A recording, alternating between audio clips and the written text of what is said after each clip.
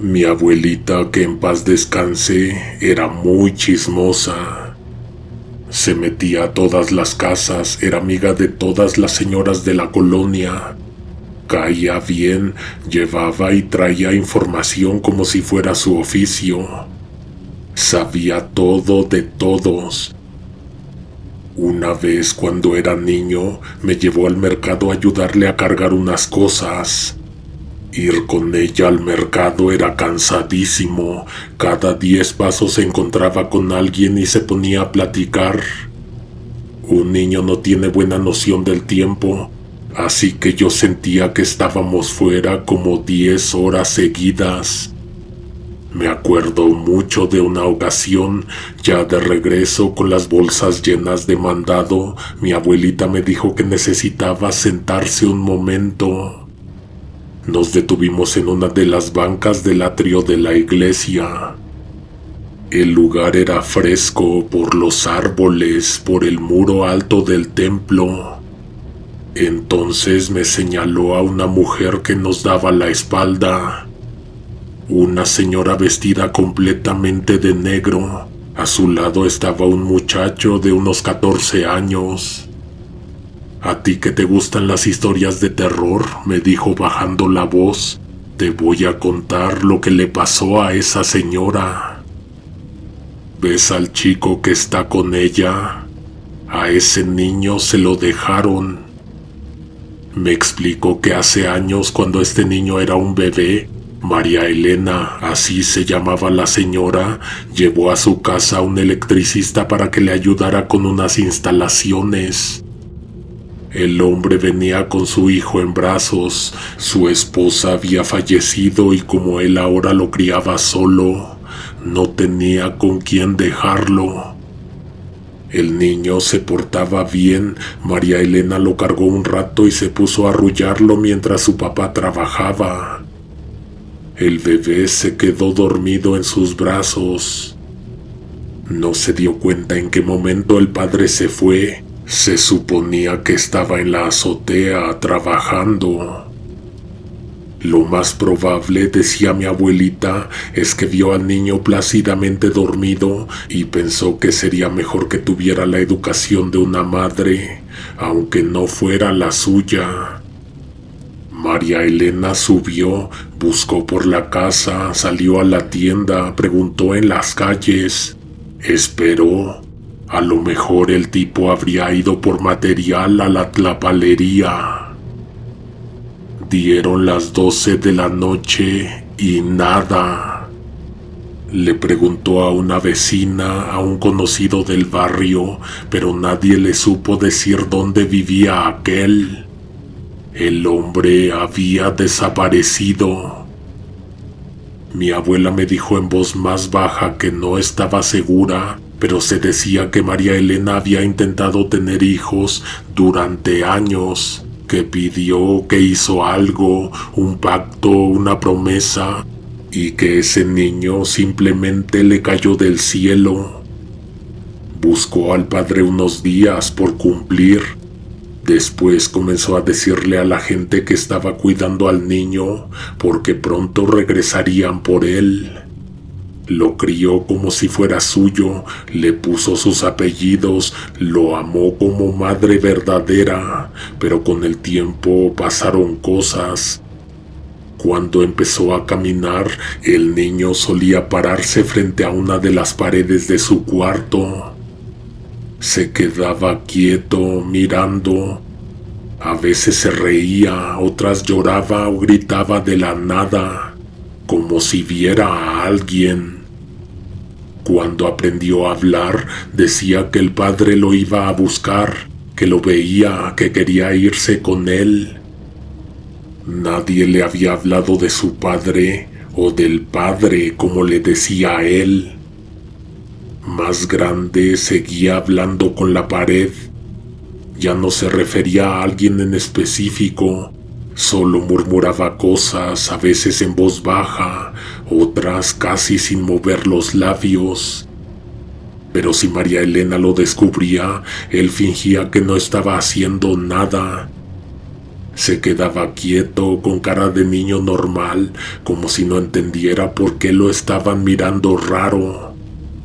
Con el tiempo, la señora notó que una parte de la personalidad del niño giraba cada vez más en torno a temas religiosos. A veces decía frases que parecían sacadas de una misa. Otras veces recitaba fragmentos bíblicos, pasajes completos, como si los hubiera leído en algún lado o los trajera aprendidos de antes. Hablaba de Dios, de castigo, de sacrificio, del espíritu, de redención. María Elena no recordaba haberle inculcado nada de eso. No lo llevaba a misa, no le hablaba de santos, no tenían crucifijos ni imágenes religiosas en casa. No sabía de dónde sacaba esas ideas, pero ahí estaban, se volvían parte de su lenguaje, de su forma de ver el mundo. Aunque para muchos eso sería una señal de buena fe, para ella había algo raro en todo eso. El niño no hablaba con devoción, hablaba con certeza, como si ya supiera algo que los demás apenas estaban tratando de entender. Un día, mientras el niño estaba en la escuela, María Elena entró a su cuarto a revisar sus cosas. Encontró cruces dibujadas en hojas, la figura de Cristo en la cruz. Se sentó en la cama, se quedó viendo la pantalla apagada del televisor. Sentía que alguien la miraba, pero no lograba ubicar desde dónde. Vio que algo se movía en el ropero, se levantó. Había ropa caída, un desastre. Nada extraño. Tal vez una pila de ropa que no aguantó el peso, pero al salir volvió a sentir la presencia. Fue entonces que volvió la mirada a la pared frente a la que el niño solía hablar. Ahí estaba, una mancha de humedad pero con forma. Primero parecía solo una sombra más oscura, pero al mirarla con atención se notaban las líneas, torso, brazos extendidos, piernas. No era una silueta cualquiera, era la figura de un cuerpo clavado en la cruz. Se quedó helada, no quería creerlo, pero no podía ignorarlo. María Elena jaló el ropero y lo colocó frente a la mancha. La tapó por completo. Cualquier cosa que pensó que podría pasar a partir de eso no se acercó ni tantito a lo que ocurrió esa noche. Se escucharon gritos, golpes, puertas azotadas. El niño corrió hasta la recámara de ella, temblando sin poder explicarse. Su habitación parecía estar siendo destrozada desde adentro. Los ruidos venían exclusivamente de ahí. Cosas rompiéndose, madera partida, cristales estrellándose. Y de pronto, silencio. Ella lo dejó en su cuarto, lo envolvió en una manta y fue a ver. El ropero estaba hecho pedazos, como si lo hubieran triturado con una fuerza brutal. La pared otra vez a la vista y la mancha más clara. Ahora se distinguía con mayor precisión. Un cuerpo colgado en cruz, brazos abiertos, cabeza inclinada. Un Cristo. Pero uno que no parecía pintado ni imaginado. Uno que estaba ahí formándose al interior de la pared. La mujer se persignó, pero no con solemnidad, sino con miedo. Se quedó mirando un buen rato hacia la pared. Luego se acercó despacio. Algo en la forma de esa mancha la jalaba. No solo era una silueta, era una presencia. y al estar cerca notó que no era solo humedad. Había una textura, espesor, una especie de costra seca, irregular, casi pegada a la pintura. Se inclinó un poco y notó que el olor era extraño, agrio, como de algo muerto. Algo muerto, pensó. No lo dijo en voz alta, pero esa fue la palabra exacta que se le vino a la cabeza. La composición era rara, orgánica, viscosa en unas partes, quebradiza en otras. Una mezcla imposible de nombrar. Y sin embargo, la forma era clara. Un cuerpo, brazos extendidos y, como te recuerdo, la cabeza ladeada como la de nuestro Señor. Hasta ese momento habían transcurrido demasiados años antes de que por fin lo entendiera todo. Solo hacía falta quedarse mirando unos minutos en silencio para notar que lo que estaba ahí frente a ella era algo que se debió haber imaginado. Subió temblando las escaleras hasta la azotea. Caminó con una determinación rara, como si algo en ella ya lo supiera desde antes. Como si el cuerpo lo supiera, aunque la mente apenas empezaba a entender. Llegó al borde de la azotea, al final del techo, justo donde terminaba la construcción de su casa. Había un vacío angosto entre su propiedad y la de la vecina. Miró hacia abajo y solo vio un vacío angosto entre su propiedad y la de la vecina. Un espacio como de 30 centímetros, apenas lo suficiente como para que alguien cayera y no pudiera salir. Se asomó una segunda vez y ahí estaba. Era el papá del niño, atrapado entre las dos casas. Nunca se fue, no huyó, no abandonó a su hijo, se cayó, se fue entre los dos muros y nadie lo escuchó pedir ayuda. Nadie lo buscó ahí, nadie supo que estuvo ahí todo ese tiempo, durante casi 7 años.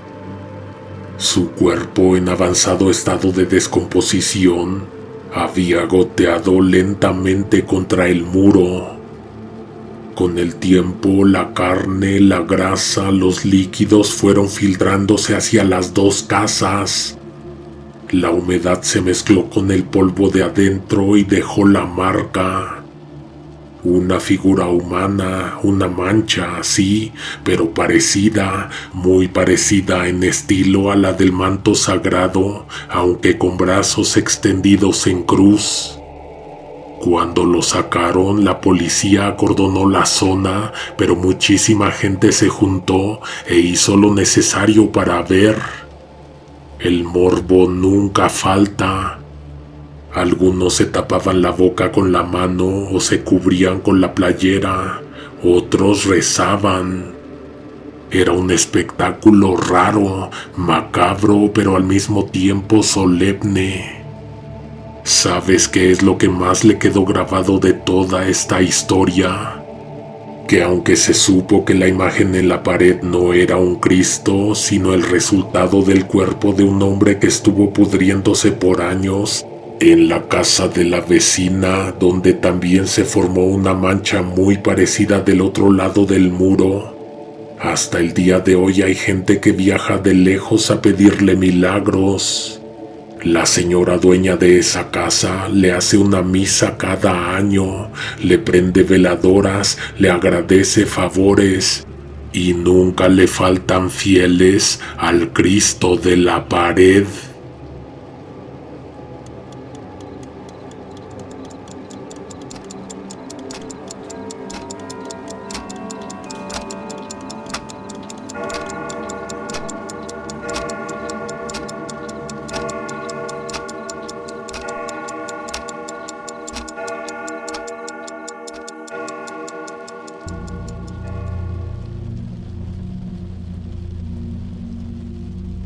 No hubo cañones, ni lanzas, ni ejércitos de hombres armados. La peor guerra vino con la piel enronchada y la fiebre que hacía delirar hasta los más fuertes. Dicen que la viruela llegó montada en barcos grandes con nombres de santos. Desde entonces y por muchos años se aparecía por temporadas como si fuera una maldición que se dormía y despertaba cuando quería. Cada vez que regresaba la viruela, llenaba de cruces los cerros y de silencio los caminos. A principios del siglo pasado, cuando todavía faltaba mucho para que se erradicara la enfermedad, mi bisabuelo Guillermo vivía en un pueblo olvidado entre cafetales. Él alcanzó los 100 años. Unos meses antes de morirse, me contó algo que nunca pudo quitarse de encima. Lo dijo con la voz baja, como si al recordarlo le diera miedo que lo escucharan. Fue el año en que llegó la viruela, me dijo. Guillermo tenía 35 años entonces, 6 hijos, y para ese entonces aún no conocía a la que sería mi abuela. Me contó que ocurrió en el mes de agosto y que el aire olía a tierra caliente y a café fermentado. Fue una mujer del barrio de arriba, una que no trabajaba en el campo, la que bajó gritando por la vereda que la viruela había llegado al pueblo. La mujer de Sánchez amaneció enronchada y los niños también. No sabía cómo había llegado. El pueblo entero, hundido entre las montañas, nunca había conocido esa enfermedad. Por eso el miedo le escaló hondo. Era como si algo viejo, algo que no debía despertar, se hubiera movido con esa noticia. Junto a la casa de los Sánchez estaba la escuelita rural, una construcción de adobe rajado donde aprendían a leer los hijos de los peones. No hacía falta mucha imaginación para saber lo que todos pensaron apenas corrió la voz de que la viruela había tocado esa casa. Los del cafetal dejaron de trabajar, se hizo un silencio raro como si el aire se hubiera espesado. Y no solo ellos, todo el pueblo se quedó quieto con el miedo trepado en la nuca. Cuando el patrón se enteró, les dio permiso de irse a cuidar a los suyos. Nadie protestó.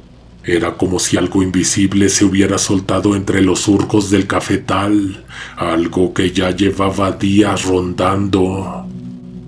Guillermo, sin embargo, no se fue de inmediato. Se quedó un rato más, ayudando a cargar las últimas carretas. Lo hacía con la mente ida, como si las mulas y los costales lo distrajeran de lo que verdaderamente temía. Sabía que la noche se le venía encima, que las sombras ya comenzaban a trepar por los cerros y a colarse entre los troncos. Cuando por fin volvió a casa, le soltó la noticia a su mujer. Ya llegó. Ella primero se llevó las manos al pecho y luego a la frente. Era un gesto antiguo, como aprendido de las abuelas. No dijo nada, pero en su cara se le notaba el susto. Todos los niños estaban dentro, jugando con piedras en el patio de atrás. Eran aún muy chicos y no habían salido en días. Pero faltaba Matilde, la hija mayor. Trabajaba en casa de doña Emilia cuidando a las niñas. Para esa hora ya debía haber regresado. Decían que la viruela no perdonaba. Entraba a las casas sin avisar y se llevaba a todos. Dejaba ventanas abiertas y sillas vacías. Dejaba pueblos en total quietud que ya nadie nombraba. Matilde solía regresar al filo de las 7. La veían venir de lejos, caminando por el camino polvoso que bajaba del cerro, justo donde el día empezaba a hacerse noche. Pero ese día dieron las 8, luego las 9 y nada. Fue a las 11:15 que apareció en el umbral. No dijo nada, venía tiritando como si la noche se le hubiera metido en los huesos. Cruzaba los brazos por encima del pecho, apretando los codos, buscando el calor que ya no traía. Tenía los labios morados, la mirada ida y los pies llenos de tierra. La madre apenas vio a Matilde en ese estado, sintió que algo malo se le venía encima. No era miedo, era otra cosa, una corazonada vieja, como de esas que avisan antes de que pase lo peor. La agarró del brazo. La niña estaba ardiendo. El calor le subía por la piel como si le llevara fuego por dentro. «Tiene calentura», dijo. «Calentura de la mala». Guillermo no preguntó nada. Nomás se levantó y agarró a los otros chamacos, los sacó al patio, los alejó de su hermana. No hacía falta ser doctor para entender lo que venía. Se miraron él y la esposa. Ninguno quería decirlo en voz alta, pero los dos sabían. La viruela se iba a llevar a su hija. Matilde se quedó sentada en una silla, con la espalda pegada al marco de la puerta, con una expresión de que no entendía bien dónde estaba. Parecía ida, no lloraba ni hablaba, pero se le notaba el temblor en las manos. Fue entonces cuando sus padres tomaron la decisión, cruel sí, pero necesaria, la única decisión que se podría tomar. La madre se amarró un trapo mojado en aguardiente sobre la boca y la nariz. Luego llevó a su hija hacia el cuarto de atrás, uno pequeño, con techo bajo y sin ventana, que usaban para guardar costales y herramientas. La niña no dijo nada, caminó despacio, obediente. La metieron ahí. Después atrancaron la puerta con una estaca larga de mezquite. Esa noche, mientras se oían lejos los grillos y el viento que bajaba del cerro, la niña lloró bajito, como si no quisiera que la escucharan. Afuera, en el pueblo, los preparativos de la Semana Santa se habían quedado a medias. Las flores, los faroles, los bancos, todo seguía arrumbado en la plaza como si hubieran salido corriendo. Era Viernes Santo, pero nadie pensaba en procesiones ni en rezos. La peste les había descompuesto el calendario. El mismo día en que nuestro Señor fue traicionado y entregado, fue el día en que Matilde contrajo la enfermedad. O bien se cura o bien se muere, decía la madre una y otra vez, como si se convenciera de que no había nada más por hacer. Y así, repitiendo eso, fue que se quedó dormida. En la madrugada, don Guillermo se despertó de golpe, como si alguien le hubiera susurrado al oído. No hubo trueno ni gritos, nomás una inquietud extraña.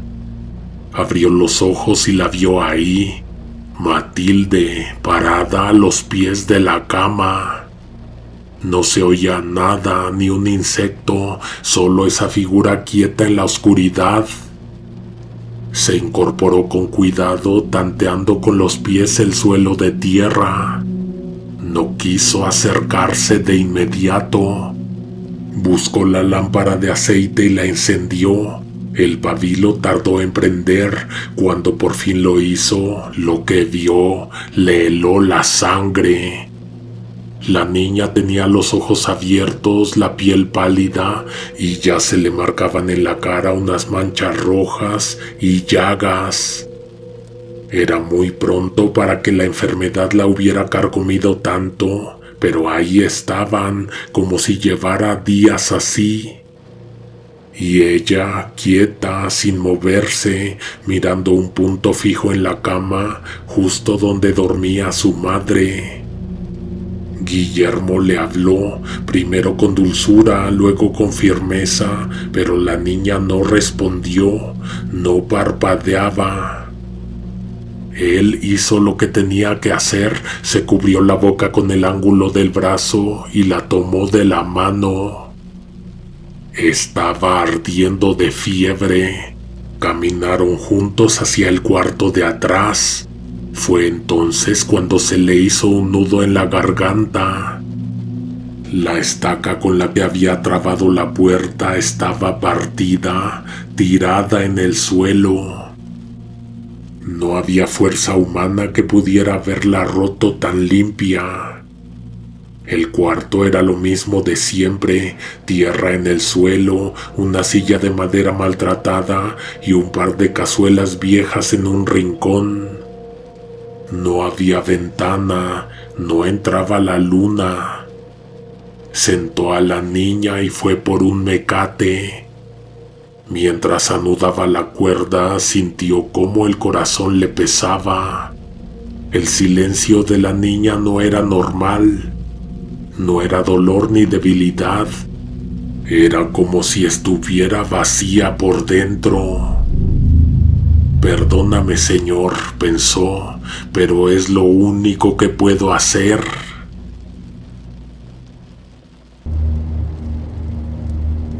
Era Viernes Santo, lo supo porque días antes habían puesto los bancos frente a la iglesia, los florones de papel, el altar cubierto con un manto morado. Pero ahora todo seguía ahí, a medias, nadie había terminado los preparativos, los santos seguían cubiertos y las campanas no habían tocado en todo el día. Decían que ese era el día en que Cristo moría y que no se debía ni prender fuego, ni alzar la voz, ni bañarse siquiera, solo rezar. Y ahí estaba él, amarrando a su hija como si fuera un animal enfermo, pidiendo entre dientes que no se la llevara el mismo demonio que había roto la estaca. Cuando regresó a la cama, su esposa seguía dormida, con el rostro vuelto hacia la pared. Guillermo se lavó las manos con una palangana de peltre, pero no logró quitarse el temblor. Se recostó con los ojos abiertos, mirando el techo negro. El sueño nunca llegó, solo pensamientos que se le colaban como agua sucia por debajo de la puerta. Recordó que al día siguiente era sábado de gloria, día de encender fuego nuevo, de espantar lo malo con agua y truenos, de renacer. Pero él no sentía esperanza, sentía que algo había entrado a su casa. Algo que no iba a salir con agua bendita. No había pasado media hora cuando un ruido seco lo sacudió. Un golpe, luego otro, rasguños que venían desde la esquina del cuarto. Las paredes de carrizo crujían como si se fueran a deshacer.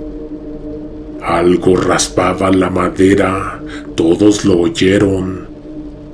Los niños se despertaron llorando, la madre se incorporó de golpe con el rebozo aún puesto sobre la cabeza y miró la oscuridad como si pudiera ver a través de ella. No hacía falta decir de dónde venía el ruido, no hacía falta imaginar quién era. Desde el cuarto trasero hasta donde ellos dormían, la niña había escarbado un hoyo. Lo había hecho con las manos, con las uñas. Guillermo ya no tenía fuerzas, se quedó sentado en el catre con la espalda tensa y los dientes apretados. Ya no quería moverse, pero si no resolvía él, ¿quién entonces? Se cubrió la boca con el brazo, agarró la lámpara y caminó. Cada paso era como meterse más en el pecado, como si desobedeciera una ley que no conocía, pero que igual lo condenaría.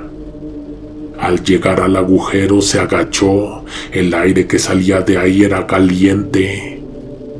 Posó la luz cerca de la tierra y cuando alzó la cabeza la vio. Era Matilde, estaba trepando por la pared. Primero apoyó una mano, luego la otra y después los pies, como si ya supiera cómo hacerlo, como si no fuera la primera vez. Clavaba las uñas en la madera que crujía bajito con cada tirón. Subía despacio, con movimientos torpes pero constantes, como una araña enferma, tiesa, de patas quebradas, que no se rinde aunque el cuerpo le pese. Lo hacía sin decir nada, ni un quejido ni una palabra. Era como si lo que estuviera dentro de ella no fuera ya una niña. El rostro hinchado, rojo, con manchas oscuras que se abrían como flores podridas en la piel. Se le colgaban las mejillas y los ojos se le iban hacia los lados, desorbitados, como si no miraran hacia donde subía, sino a otra parte, a algo que solo ella veía. Por momentos parecía que iba a caer, que ya no podía más, pero entonces se aferraba con más fuerza, doblando los dedos como ganchos, afilados, temblorosos, y seguía caminando hasta llegar a la esquina superior. El polvo del techo caía en lluvia fina sobre los demás. Los niños la miraban sin parpadear, con los ojos llenos de lágrimas, sin moverse, pero sin soltarse a llorar. La madre los cubría como podía con el cuerpo. Guillermo, quieto, con la lámpara temblando en la mano, ya no sabía si lo que veía era una visión de la fiebre o un castigo. Como si Dios mismo les hubiera mandado algo que no venía ni del cielo ni del infierno, sino de un sitio sin nombre. La casa entera se estremecía, el techo crujía y de arriba caía tierra seca, polvo viejo, como si la casa ya no resistiera estar de pie. Guillermo dio un paso atrás, la lámpara se le resbaló de las manos, cayó al suelo y el aceite se escurrió por la tierra. Hubo un fogonazo breve, como el del incienso cuando arde en la santa celebración. El cuarto se iluminó por un segundo y luego se lo tragó de nuevo la oscuridad. Se hizo silencio. Tanteó otra lámpara, pero le temblaban las manos. Tardó en hallarla, tardó más en prenderla. Cuando por fin lo logró y la llama se alzó, no había nadie con ellos. Matilde se había ido. Corrió al patio, el cielo clareaba detrás del cerro. Era domingo, el día de la resurrección, el día en que el fuego volvía a encenderse y el agua bendecía la vida, pero en su casa no hubo resurrección. Corrió al cuarto trasero, la encontró ahí sentada como si nunca se hubiera movido, y en sus piernas el más pequeño de los hijos de mi bisabuelo, dormido, abrazado a la muerta. Matilde lo sostenía con los brazos flojos, no hablaba, no lloraba, lo miraba nomás. Don Guillermo se quedó parado en la puerta sin saber qué hacer. Pensó en quitarle al niño, pero si se contagiaba, ¿quién vería por los demás? El pequeño, ajeno a todo, sonreía en sueños. A mi bisabuelo no le quedó más que cerrar la puerta y amarrarla con lo que tuviera a la mano. Durante noches oyeron reír al niño y llorar a su hermana. Cuando la madre llevaba la comida los hallaba igual, ella en la silla, el niño en sus piernas. El pueblo se apagó, nadie salía. Las campanas no tocaron ese domingo ni el siguiente. El siguiente sábado los dos cuerpos fueron echados en una fosa, sin nombre, sin velas, sin misa. Con ellos muchos más, nadie lloraba ya, nomás los echaban con la pala como si fueran tierra también. Desde entonces, cada vez que la viruela regresaba al pueblo, porque siempre volvía, lo primero que se escuchaba era el llanto quedito de una niña y la risa apagada de un niño en el cuarto de atrás. Era así como la gente del pueblo sabían que se acercaba la muerte, que otra vez iba a quedarse toda la localidad en silencio, que otra vez los caminos quedarían vacíos y que el aire, como en aquel Viernes Santo, volvería a oler a polvo, a fiebre y a culpa.